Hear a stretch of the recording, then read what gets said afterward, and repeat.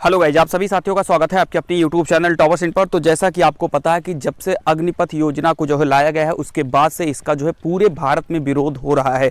आप सभी लोगों को पता है कि जब भी कोई योजना लाई जाती है, कोई स्कीम लाई जाती है, तो उसमें एक पक्ष ऐसा होता है जो उसका सपोर्ट करता है और दूसरा पक्ष ऐसा होता है जो इसका विरोध करता है। ये चीज़ें आप सभी लोगों को देखने को भी मिली होगी, क्योंकि बहुत सारे लोग हैं जो इसका सपोर्ट कर रहे हैं और बहुत सारे लोग हैं जो इसका विरोध कर रहे हैं। विरोध कौन कर रहा है? विरोध वो कर रहे हैं, वो छात्र कर रहे हैं, वो नौजवान कर रहे हैं जिनको इस भर्ती में जाना है, और सपोर्ट वो लोग कर रहे हैं जो कहीं ना कहीं सरकार के समर्थन में हैं या कोई भी चीजें, वही लोग उसके सपोर्ट में हैं। आप लोग देख रहे हैं कि लगातार जो है पूरे जगहों पर यहाँ पर इसको लेकर के विरोध चल रहा है।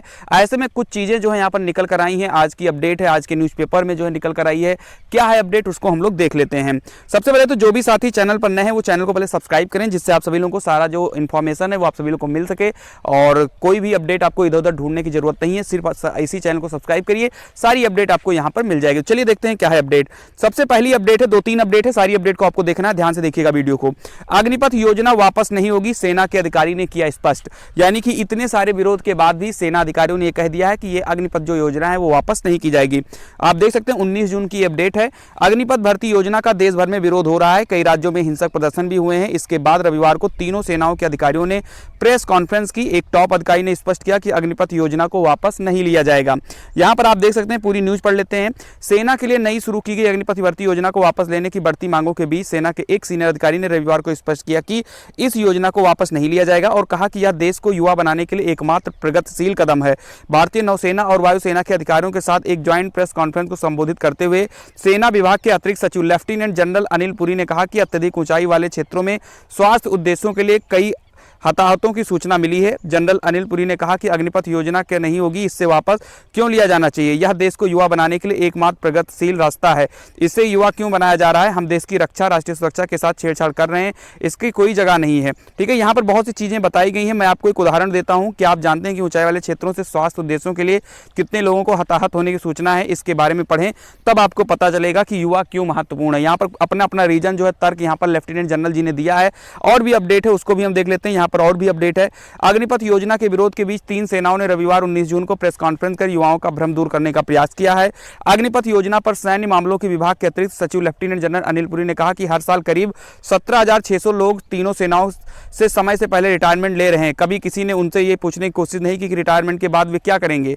इस नई योजना पर उन्होंने कहा कि यह सुधार लंबे समय से लंबित था। हम इस सुधार के साथ युवा और अनुभव लाना चाहते हैं।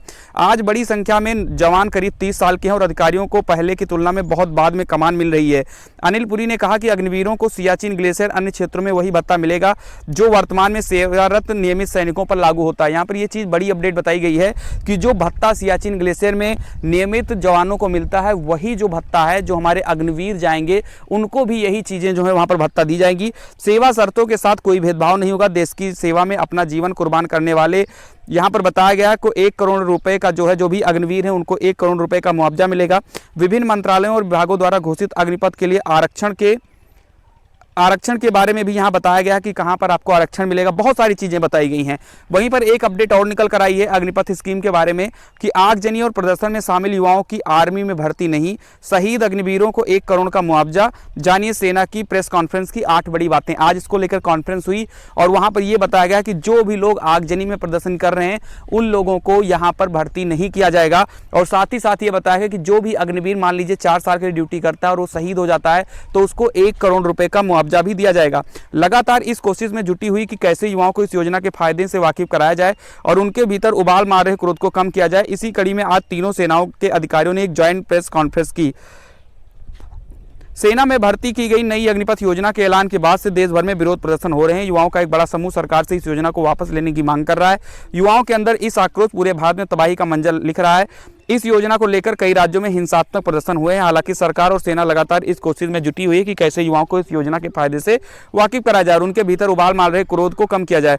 इस कड़ी में आज तीनों सेनाओं के अधिकारियों ने एक ज्वाइंट प्रेस कॉन्फ्रेंस कर युवाओं की नाराजगी को कम करने का प्रयास किया।